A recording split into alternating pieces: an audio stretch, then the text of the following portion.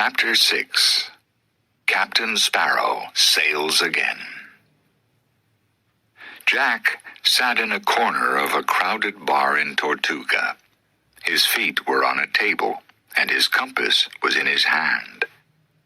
Gibbs was finding Jack's 99 souls. He promised an exciting life on the Black Pearl to a line of hopeful sailors. Because they were in Tortuga, every man was old and sick. "I have one arm and a bad leg," an old sailor told Gibbs. "We can use you," Gibbs replied. After a few more interviews, he walked over to Jack. "How many?" Jack asked, looking up. "With those 4, Gibbs said unhappily. "We have 4. Gibbs was worried. "I don't want anything to happen to me," he added quickly. "I'm not making any promises," Jack said. He didn't like promises. "Make a new plan, Jack, and don't use that compass. We all know that it hasn't worked for a long time." Jack looked angrily at Gibbs. "What's your story?" Gibbs asked the next sailor. The man was drunk and unshaven, but his eyes were clear. "My story?" the man replied. "It's the same as your story. I wanted to catch a well-known pirate. I followed him across the 7 oceans. I lost my ship, my job, my life." Gibbs looked more closely at the man. "Commodore?" he asked. Was this really Commodore Norrington, the man who followed Jack and the Pearl to Isla de Muerta? "I'm not a Commodore now," Norrington answered. He threw his bottle down onto the table. "So, can I join your ship?" Gibbs was too surprised to answer. The silence made Norrington angry. "So, can I work for Captain Jack Sparrow?" he shouted. Then he turned to Jack and pulled out his gun. "Or shall I kill you now?" On his way out of the door, Jack stopped and smiled quickly. "You can join us, friend." Norrington didn't put his gun down. "Sorry," he said, "but I really want to shoot you."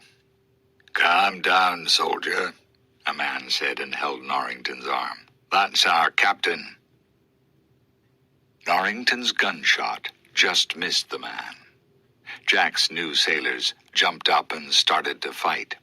Other pirates joined the fight. Chairs fell to the floor and bottles were broken. "We'll leave now," Jack said quietly to Gibbs. He walked carefully through the fight, unhurt. He picked up a hat from the floor and put it on his head. It was too small. "It's hard to find a good hat these days," he said to himself. He and Gibbs walked quietly away. Norrington had a sword in his hand now. "Fight then! You, he shouted drunkenly. Then someone hit him over the head with a bottle, and he fell to the floor. Elizabeth stood over him, dressed in her sailor's clothes. "I just wanted to hit him," she shouted to the pirates. "Now throw him out of the bar and we'll have a drink." Then, as the pirates shouted their agreement, she looked carefully at the man on the floor. "I don't believe it," she said quietly. "James Norrington, what has the world done to you?" She helped him to his feet, and they walked slowly toward the port. Suddenly, they were standing in front of Jack. "Captain Sparrow?" Elizabeth said to him.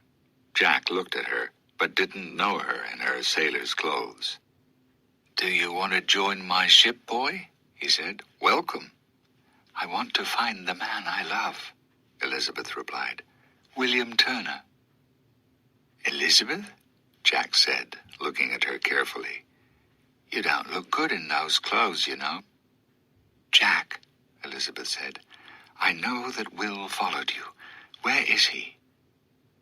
Oh, I'm really sorry, but Will has joined Davy Jones's ship. Davy Jones?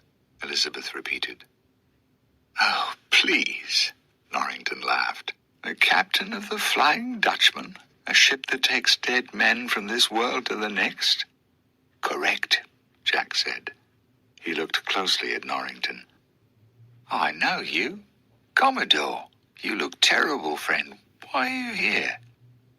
I joined your ship, Norrington replied. Jack, Elizabeth said, I want to find Will. Jack pulled his black beard. Are you sure? He asked. Is that what you really want? Of course, Elizabeth answered. Do you know how I can save him? Well, Jack began slowly, there is a chest of unknown size. Jones will do anything to keep that chest. The chest can save Will. How can we find it? Elizabeth asked. Jack placed the compass in her hand. With this compass will point to the thing that you want most in this world. Jack, is the story about the chest true? Elizabeth asked. Every word is true, love. You want to find Davy Jones's chest, don't you? I want to save Will, Elizabeth agreed. Jack opened the compass in her hand and looked at it. He turned to Gibbs. We go that way, he shouted, and pointed toward the ocean.